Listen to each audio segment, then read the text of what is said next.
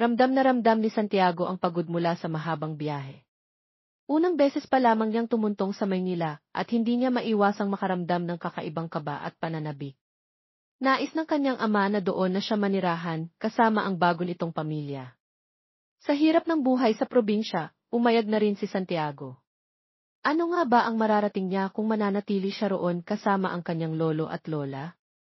Alam niyang kailangan niyang makapagtapos ng kolehiyo, at nangako naman ang kanyang ama na susuportahan siya hanggang sa dulo. 10 taong gulang pa lamang si Santiago nang maghiwalay ang kanyang mga magulang. Napakasakit ng panahong iyon para sa kanya. Ang kanyang ina, may sarili ng pamilya, ngunit hindi naging madali ang pananatili niya roon. Hindi sila magkasundo ng kanyang kapatid na lalaki sa panig ng ina. Samantalang ang kanyang ama, nagkaroon na rin ng bagong pamilya sa Maynila, mga taong hindi pa niya nakikilala kailanman. Pagdating niya sa hintayan, sinalubong siya ng kanyang ama. Napansin agad ni Santiago ang sasakyan nito, mukhang may kaya na talaga ito sa buhay. Kasama rin ang kanyang ama ang asawa nito, ang babaeng tatawagin niyang madrasta mula ngayon. Ninisyan siya nito ng magiliw at kahit kinakabahan siya, dama niya ang kabaitan nito. Habang nasa biyahe, maraming tanong ang kanyang ama. Magalang naman itong sinagot ni Santiago, kahit pa may konting distansya pa rin sa kanilang usapan. Hanggang sa marating nila ang isang napakalaking bahay. Pagkakita pa lang ni Santiago sa bahay, hindi niya maiwasang magtanong sa sarili, bakit nga ba ako nanatili sa maliit na barong-barong sa probinsya, samantalang narito pala ang ganitong kagandang tahanan ng aking ama? Hindi niya lubos maisip na ganoon pala kayaman ang kanyang ama. Kung sana dati pa siya pumayag na tumira rito, baka noon pa maganda na ang takbo ng kanyang buhay. Pagpasok nila sa loob ng bahay, agad na napansin ni Santiago ang isang babae sa malaking sala. Nakaupo ito, at sa simpleng pananamit, isang maikling shorts at sandong nakalabas ang pusod, kitang-kita ang makinis nitong balat at mahahabang binti. Maganda ang babae, parang modelo at may katangkaran pa. Ang kanyang presensya ay tila sumakop sa buong silid. Parang mayaman din ang kutis nito at hindi maikakailang pumukaw ito ng pansin ni Santiago. Ipinakilala siya ng kanyang ama sa babae. Camila, ang sabi nito habang nakangiti at inilahad ang malambot nitong palad para makipagkamay. Anak pala ito ng madrasta niya. Tinanggap ni Santiago ang kamay nito at sa simpleng galaw na iyon, dama niya ang yaman at pribilehiyong kinalakhan ng dalaga. Sa loob-loob ni Santiago, hindi niya maiwasang mag-isip, siguro kaya iniwan ng aking ama ang aking ina dahil mahirap lamang ito. Siguro hinanap niya ang ganitong buhay, ang ganitong klase ng tao. Hindi naging madali ang lumaki sa isang sirang pamilya. Para bang may kulang sa kanya na kailanman ay hindi na mabubuo. Naiinggit siya noon sa mga batang may magulang na laging gumagabay at nag-aalaga. Ngunit matagal na niyang tinanggap ang katotohanan iyon. Ganito talaga ang buhay.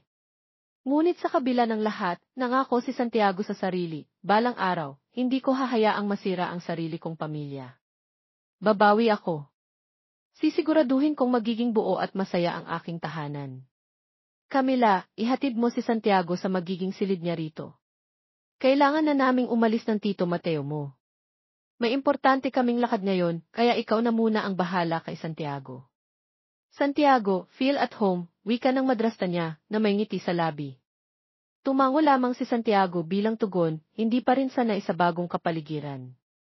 Nagpaalam na ang kanyang ama at madrasta, at ilang sandali lang ay naiwan na silang dalawa ni Camila. Tahimik si Santiago. Hindi niya alam kung ano ang sasabihin o paano magsisimula ng usapan. Masyado pa siyang nahihiya sa dalaga. Ngunit tila walang alintana si Camila sa kanyang pag-aalangan. Tumayo ito, naglakad palapit sa kanya, at sinabihan siyang sumunod. Wala siyang nagawa kundi sundan ito habang naglalakad sila patungo sa kanyang magiging kwarto. Habang naglalakad, parang natural lamang kay Camila ang pakikitungo sa kanya, na para bang matagal na silang magkakilala. Nakapagluto na si Manang ng tanghalian. Ilagay mo na lang muna ang mga gamit mo dito para makakain na tayo, sabi nito, sabay kuha ng bag na dala niya. Hindi na nakatanggi si Santiago at hinayaan na lamang ito. Maya-maya, hinila na siya ni Camila palabas ng kwarto. Halika na, kumain na tayo, anito, na may kaswal ng ngiti. Ramdam ni Santiago ang gutom, kaya sumunod na lamang siya. Napansin niya rin ang maganda at magiliw na pakikitungo ng babae. Ngunit hindi niya rin naiwasan ang kakaibang tingin nito sa kanya, mga titig na tila may ibang ipinapahiwatig. Nang makarating sila sa hapagkainan, nagulat si Santiago sa dami ng pagkaing nakahain. Napakaganda ng pagkakaayos ng mesa, ngunit mas nangingibabaw ang hiya niya habang kaharap si Camila. Tahimik siyang umupo, hindi alam kung paano magsisimula. Hindi mo ba nagustuhan ang niluto ni Manang? Masarap siyang magluto. Tikman mo, alok ni Camila, kasabay ng isang mapanuksong ngiti. Tumango si Santiago at tinikman ang pagkain sa kanyang harapan. Napakasarap nga ng mga ito, kaya hindi na rin niya napigilan ang kanyang gutom. Tahimik siyang kumain habang si Camila ay patuloy na nakatingin sa kanya, waring nagmamasid. Maya-maya, bumasag si Camila ng katahimikan. Alam mo, napakatahimik mo. Like, hello. Hindi masama ang kausapin ako. Don't tell me masyado kang nagagandahan sa akin. Napahinto si Santiago sa pagkain at napatingin sa babae. Sa puntong iyon, hindi niya napigilan ang mapangiti at matawa. Maganda ka naman talaga, sa wakas ay nasabi niya, medyo nahihiya pa rin. Umiti si Camila, halatang sanay na sa ganitong papuri. I know. Hindi na bago sa akin. Ako pa ba, sagot nito, sabay kindat. May konting kayabangan sa tono nito, ngunit sa halip na mainis, napansin ni Santiago na cute itong tignan. Napangiti siya. Mukhang magiging masaya ang bagong buhay niya rito. Habang magkasama sila sa hapagkainan, unti-unting nawala ang hiya ni Santiago. Napansin niya kung gaano katalkative si Camila. Hindi ito naubusan ng kwento, at ang bawat salita nito ay tila may kasamang aliw. Hindi rin nakakasawa ang maganda nitong mukha, ang malalalim na mata, ang mapupulang labi, at ang katawan nitong tila perpekto. Sa kabila ng lahat, dama rin niya ang pagiging magaan ng loob nito. Parang natural lang ang lahat kapag kasama niya ito. Ang unang araw ni Santiago sa bahay ng kanyang ama ay hindi naging boring, taliwas sa inaasahan niya. Sa halip, mukhang naging malapit sila ni Camila sa isa't isa sa maikling panahon lamang. Sanay na sanay ito sa pakikisalamuha, at tila hindi man lang nailang na naroon siya. Sa isip ni Santiago, mukhang magiging exciting ang bagong buhay niya kasama si Camila. Hindi niya maiwasang maghintay sa mga susunod pang araw. Kinagabihan, naroon sila sa silid ni Camila. Inaya siya nitong mag-movie marathon habang pinapapak nila ang popcorn na mismong si Camila ang nagluto. Baka bukas pa makauwi sina tito at tita, casual na sabi nito, kaya naisip nilang sulitin ang gabi sa panonood. Maganda rin naman ang kanilang napiling mga pelikula, mga horror at love story na parehong kinagigiliwan nilang panoorin. Para mas exciting, pinatay pa ni Camila ang ilaw sa silid. Mas may thrill kapag madilim, anya na may mapanuksong ngiti. Nagsimula na ang palabas. Malaki ang DC sa silid ni Camila at napakalawak din ng espasyo roon. Tahimik lamang si Santiago na nakaupo sa gilid ng kama habang panakanakang sumusubo ng popcorn. Paminsan-minsan ay nagtatanong si Camila tungkol sa mga eksena sa pelikula, mga tanong na ni Santiago mismo ay hindi alam ang sagot. Sa kabila ng madilim na paligid, ramdam niya ang init ng presensya ni Camila sa tabi niya. Ngunit walang kakaibang nangyari ng gabing iyon. Lumipas ang mga araw ng mabilis, at sa bawat araw na magkasama sila, mas naging malapit sila sa isa't isa. Lagi siyang isinasama ni Camila sa tuwing ito'y gumagala, at tila naging natural na ang kanilang pagkakaibigan. 2 linggo na lang bago ang pasukan. Nakapag-enroll na si Santiago sa universidad na papasukan niya, at masaya siyang malaman na magkasama pa rin sila ni Camila. 1 taon lang naman ang tanda nito sa kanya, kaya halos magkasabay silang gumagawa ng mga bagay. Sa araw-araw, tila sunod-sunuran si Santiago kay Camila. Hindi naman niya ito alintana, ngunit nagsimula siyang makaramdam ng kakaiba nang minsang mailihim siyang nadiskubre. Gabi na noon, at balak sana niyang yayain si Camila na manood muli ng pelikula. Ngunit nang buksan niya ang pinto ng silid nito, nakalimutan yata ni Camila na i-lock ang pinto. Sumilip si Santiago at nakita niya si Camila na nakaharap sa computer habang may kausap na lalaki sa video call. Sa una, tila normal lang ang eksena, ngunit napansin niyang may kakaiba sa kilos ni Camila. Hindi niya maaninag ng buo ang ginagawa nito, ngunit tila may nangyayari sa pagitan nila ng lalaking nasa screen. Aalis na sana si Santiago, ngunit hindi niya napigilan ang sarili. Napako ang kanyang tingin kay Camila. Napakaganda nito, artistahin ang mukha, perpekto ang katawan, at bawat galaw nito ay tila may magnetong humihila sa kanya. Ramdam niya ang init na unti-unting bumabalot sa kanyang katawan. Simula ng gabing iyon, hindi na niya mayali sa isip si Camila. Para bang sa bawat pagkakataong magkasama sila, mas lalo lamang itong gumaganda sa kanyang paningin. Isang gabi, muli silang nanood ng palabas sa telebisyon. Comedy ang tema ng pelikula, kaya hindi na nag-abala si Camila na patayin ang ilaw. Ngunit para kay Santiago, medyo boring ang palabas. Palalim ng palalim ang gabi, ngunit wala pa ring balak umalis si Santiago. Para bang may nais siyang gawin, isang bagay na matagal na niyang pinipigilan, ngunit tila hindi niya kayang kontrolin. Ikaw na muna ang manood ha, biglang sabi ni Camila habang tumayo. Magpapalamig lang. Ako ng katawan. Masyado kasing malagkit. Babasain ko lang ang katawan ko, dagdag nito, sabay lakad papunta sa banyo. Tahimik lang si Santiago habang pinapanood ang bawat hakbang ni Camila. Napakaganda ng indayog ng balakang nito, at hindi niya maiwasang mag-isip ng mga bagay na pilit niyang itinataboy sa kanyang isipan. Para bang gusto niyang takbuhin ito, yakapin at hawakan. Ngunit nanatili siyang nakaupo, pinipilit pigilan ang sarili. Naghintay pa ng ilang minuto si Santiago bago lumabas ng banyo si Camila. Nakatapi na lamang ito ng tuwalya, kaya naman ganoon na lamang ang ginawang paglunok ni Santiago. Amoy na amoy niya ang mabangong halimuyak na nanggagaling kay Camila. Para bang habang tumatagal siya sa kanyang kinaupuan tuluyan na siyang nawawala ng kontrol. Hindi siya mapakali hanggang sa makita niyang bigla na lamang bumagsak sa sahig ang tualang ginamit ni Camila. Buong akala ni Santiago, hindi iyon sinasadya, ngunit napanganga na lamang siya nang makitang nakatingin sa gawin niya ang babae at talagang sinadya nitong magpa-cute sa kanya. Halos hindi ma-process sa kanyang utak ang mga nangyari, para bang napako lamang ang kanyang mata sa babaeng nasa kanyang harapan. Maya-maya pa, humakbang ito palapit sa gawin niya. Ibang-iba ang tingin nito sa kanya, nangungusap at talaga namang siya'y naaakit.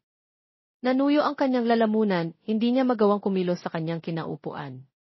Nakatingala lamang siya sa magandang dilag na noon ay tuluyan ang nakalapit sa kanya, hanggang sa kinuha ng babae ang kanyang kamay saka iyon ipinahawak sa braso nito.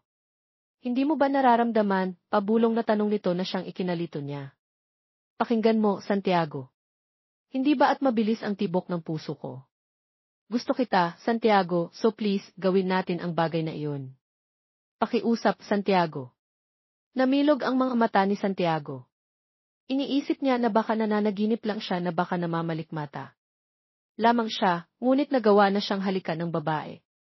Halik na hindi niya inaasahan kaya naman nagkaroon pa ng pagkakataon si Camila na sakupin ang kanyang mga labi.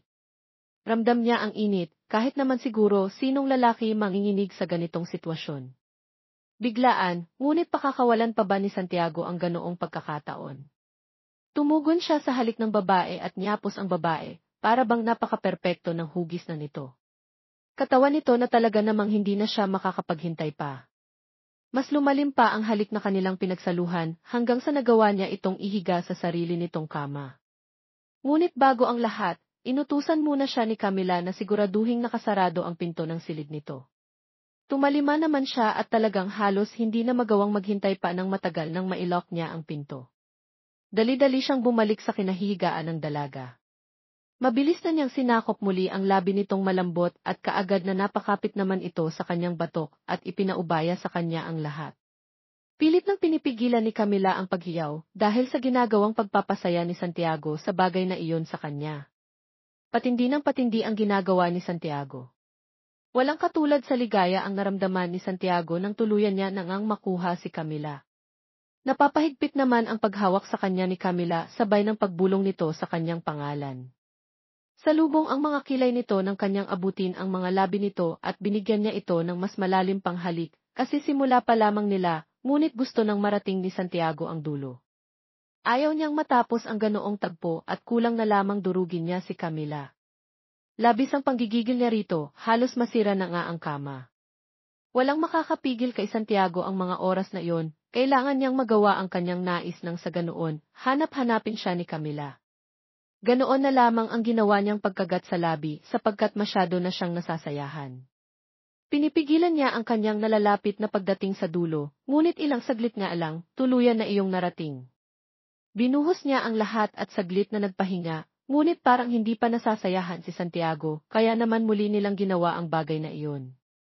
Nasa iisang bahay lamang sila nakatira at walang makakapigil sa kanila. Katulad ng gabing yon, tiyak na natutulog na ang kanilang mga magulang. Buong akala ng mga ito, nanonood lamang sila ng movie ni Camila. Ang hindi alam ng mga ito ay nagsisimula sila sa kakaibang gawain.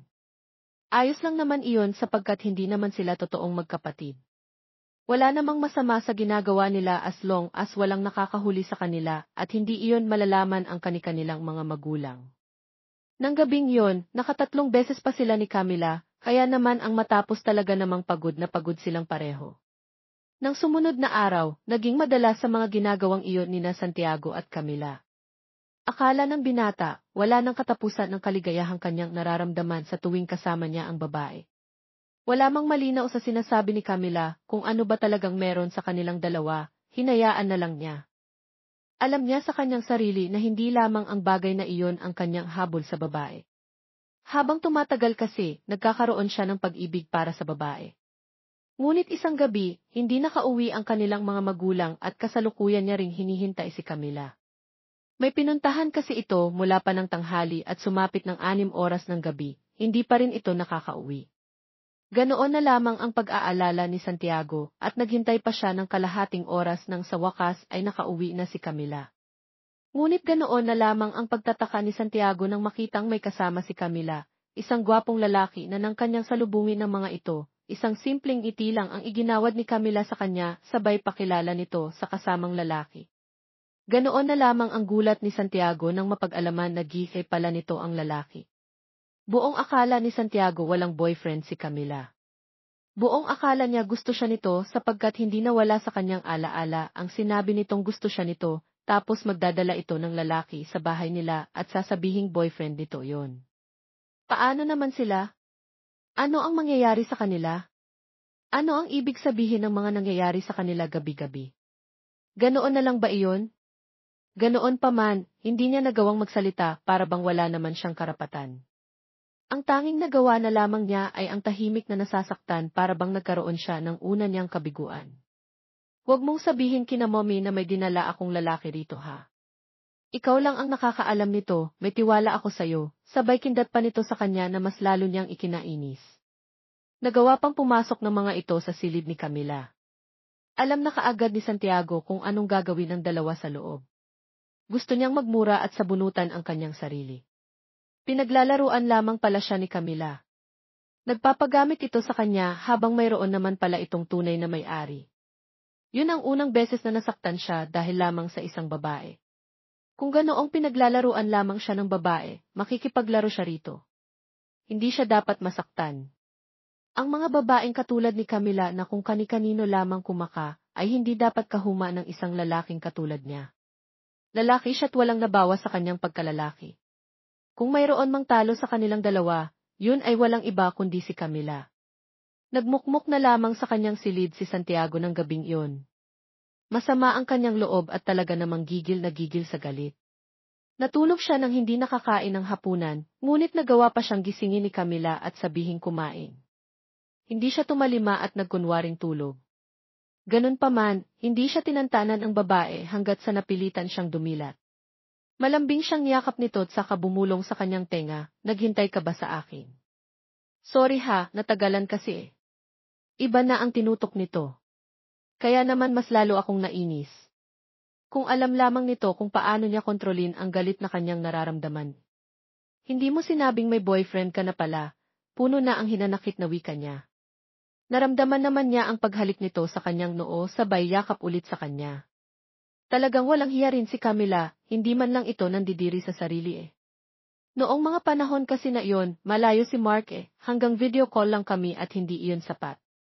Kaya nga ikaw na lang yung pinagtiyagaan ko, okay lang naman diba? Nagustuhan mo rin naman eh. Sa narinig, mas lalo siyang bumilib. Hindi ba sabi mo gusto mo ako? Galit na ang kanyang boses sapagkat hindi na siya makapagtimpi. Nga, gusto nga kita. Gusto kitang makasama't gawin yon, anong masama roon? Saka bakit ka ba nagagalit? Hindi mo ba nagustuhan ang mga ginagawa natin? O baka naman gusto mong gawin natin ngayon iyon? Santiago, masyado akong pagod pero hindi naman kita tatanggihan. Gustong-gusto talagang matawa ni Santiago. Nababaliw na siya sa pag-iisip ni Camila. Anong klaseng babae kaya ito? Anong klaseng pagpapalaki ang ginawa rito ng kanyang ama at ang mommy nito? Talagang wala na siyang masabi o iungat at gusto niyang parusahan si Camila, ngunit hindi sa gabing iyon. Masyado siyang nandidiri rito, lalo pat alam niyang katatapos lamang itong gamitin ng gihi. Kaya pala minsan nakita niya itong may ka-Valentines. Umalis siya sa kanyang kama at saka diretsong lumabas.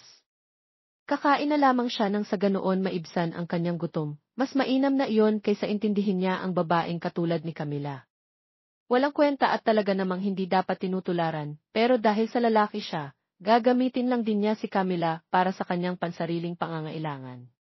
Titignan na lamang nila sa huli kung sino ang talo, kung sino ang mas nadehado. Paglalaruan niya si Camila at hindi niya ito titigilan hanggat sa hindi ito nadudurog. Kailangan niya itong masaktan ng husto bago niya ito pagtawanan. Kinabukasan, pagkaalis ng gifi ni Camila, saka na pinasok ni Santiago ang babae sa silid nito. Gulo-gulo pa ang buhok nito at magulo rin pati ang silid. Sa puntong yon, tila hindi na nakilala ni Santiago ang kanyang sarili para bang gusto niyang manipulahin ang babae at gawin nito ang kanyang mga iutos. Maligo ka muna, nakakadiri, wika pa niya sa babae na imbis ikagalit nito, tila natawa pa. Sinunod naman nito ang kanyang utos at pumasok na ito sa banyo. Tiyak na tanghali na ang uwi ng kanilang mga magulang. Nawawalan na rin naman ng gana si Santiago na kunin si Camila doon sa ibabaw mismo ng kama ng babae, kaya naman pumasok na siya sa banyo. Tiyak na napagod ito ng husto sa boyfriend nito. Hindi na siya nag-aksaya pa ng oras at wala na siyang balak na magpaligoy-ligoy. Isa lang ang kailangan niya at iyon ay ang marating ang dulo, kaya naman agad-agad na nga niyang ginawa ang bagay na iyon kay Camila. Matagal bago nila narating ang dulo. Kung ano man ang ginawa niya, nararapat lamang iyon kay Camila, deserve nito ang ganong klaseng pagtrato, walang kwentang babae na talaga namang pinandidirihan niya. Isa pang rason kung bakit ganoon na lamang ang galit niya kay Camila dahil nadismaya siya. Buong akala niya, ito na ang babaeng mamahalin at pahalagahan niya habang buhay. Akala niya ito na ang perpektong babae, ngunit mali pala siya, masahol pa ito sa mga babaeng bayaran, kaya dapat lang ang mga ginawa niya sa babae, hindi siya magsisisi.